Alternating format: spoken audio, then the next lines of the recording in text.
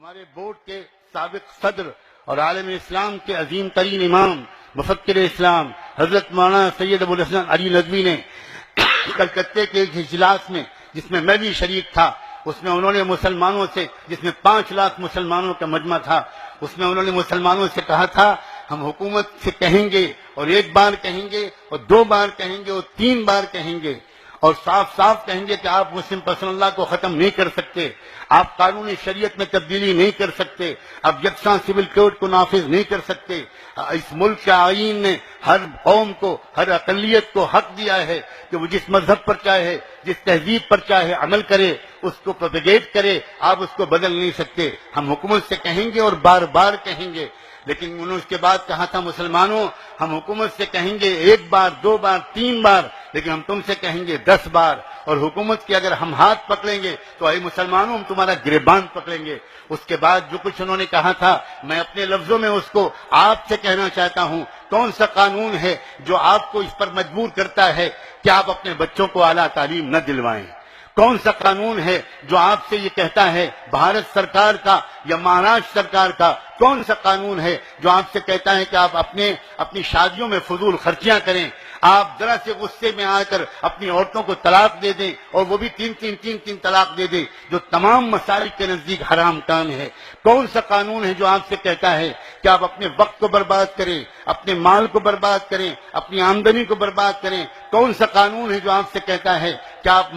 پان مسالہ کھائیں اور تمباکو کھائیں اور اپنی صحت کو خراب کریں؟ کون سا قانون ہے جو آپ سے کہتا ہے کہ آپ ضرور اپنے بیٹے کی شادی میں اپنی جس بہو کو آپ لے کر آ رہے ہیں اس کے ماں باپ کا خون چوس لیں، جہیز کا مطالبہ کریں؟ آپ خود شریعت کے قانون پر عمل نہیں کریں اور اس کے بعد آپ حکومت سے مطالبہ کریں کہ تم شریعت کے قانون پر عمل کرو، یہ 100% ناانصافی ہے،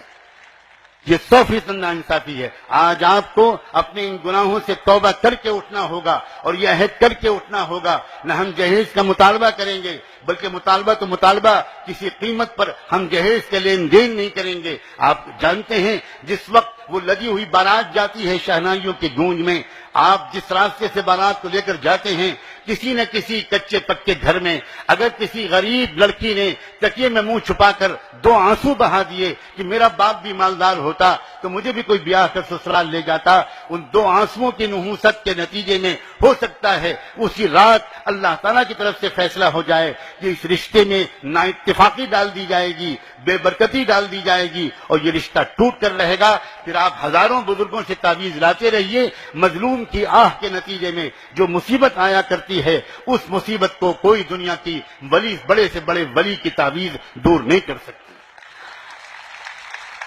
مسلم پسندہ بورڈ مسلمانوں سے صاف صاف کچھ بات کرنا چاہتا ہے، وہ صاف صاف کہتا ہے، یہی خصوصیت ہے مسلم پسندہ بورڈ کی۔ یاد رکھیے، حکومت کے خلاف باتیں کرنا زیادہ آسان کام ہے، نعرے لگوانا زیادہ آسان کام ہے، تالیاں بجوانا زیادہ آسان کام ہے، لیکن برسرعام اپنے سماج کی خرابیوں پر ٹوکنا یہ زیادہ مشکل کام ہے۔ آپ صرف مسجد میں مسلمان رہو اور باہر مسلمان نہ بنو، یہ نہیں چلے گا۔ اور میں صاف کہتا ہوں، اکثر مسلمان مسجد میں تو مسلمان ہوتے ہیں لیکن باہر مسلمان نظر نہیں آتے۔ آپ نے کیوں کبھی نہیں سوچا کہ مسجد کے دروازے پر جب ہم نکلتے ہیں تو کتنی ہماری بھارت کے سماج کی نان مسلم بہنیں اور بچیاں اپنے جگر کے ٹکڑوں کو لے کر کھڑی ہوتی ہیں، اور اس انتظار میں کہ نماز پڑھ کے نمازی آئے گا، پھونک چھوڑ دے گا، میرے بچے کا بخار اتر جائے گا۔ کبھی آپ نے سوچا یا پوچھا کہ یہ بہنیں اور بچیاں آپ کے گھروں میں آ کر پھونک کیوں نہیں چھڑواتی، آپ کی دکانوں پر آ کر پھونک کیوں نہیں چھڑواتی؟ میں آپ کو اس کا جواب بتاتا ہوں، میں نے بہت سوچا ہے اور بہت پوچھا ہے۔ یہ اس کا جواب یہ ہے کہ وہ اتنا یہ بات جانتی ہیں کہ مسلمان اتنی ہی دیر تک مسلمان رہتا ہے جتنی دیر تک وہ مسجد میں رہتا ہے، اس لیے وہ مسجد سے نکلتے ہی پھونک چھڑوا لینا چاہتا ہے۔ وہ جانتا ہے کہ یہ مسلمان جس وقت دکان پر بیٹھے گا یہ بھی جھوٹ بولے گا، یہ بھی دھوکہ دے گا، یہ بھی کم ناپے گا، یہ بھی بہوؤں بیٹیوں کو دیکھے گا، اور اس وقت اس کی پھونک میلی ہو جائے گی، اس گندی پھونک سے اس کے بچے کا بخار نہیں اترے گا۔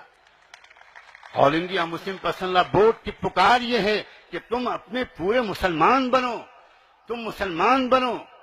تم مسلمان بنو۔ سچ کہتا ہوں، قسم کھا کے کہتا ہوں، اگر ہم مسلمان ہوتے تو یہ حالات آ ہی نہیں سکتے تھے، سوال ہی نہیں پیدا ہوتا۔ کیا قرآن کی وہ آیت جو ڈاکٹر قلب صادق صاحب نے یاد دلائی کافی نہیں ہے اس بات کی تصدیق کے لیے؟ قرآن کہہ رہا ہے اگر تم مومن ہوگے تو تم ہی سر بلند رہو گے. ہم آج سر بلند نہیں ہیں. ہم اگر ذلیل و خوار ہیں تو کیا اس کا صاف مطلب نہیں ہے کہ ہمارے ایمان میں کمزوری ہے، ہماری اسلامیت میں بہت کمی ہے؟ مسلم پرسنل لا بورڈ یہ باتیں بھی آپ سے صاف صاف کہنا چاہتا ہے.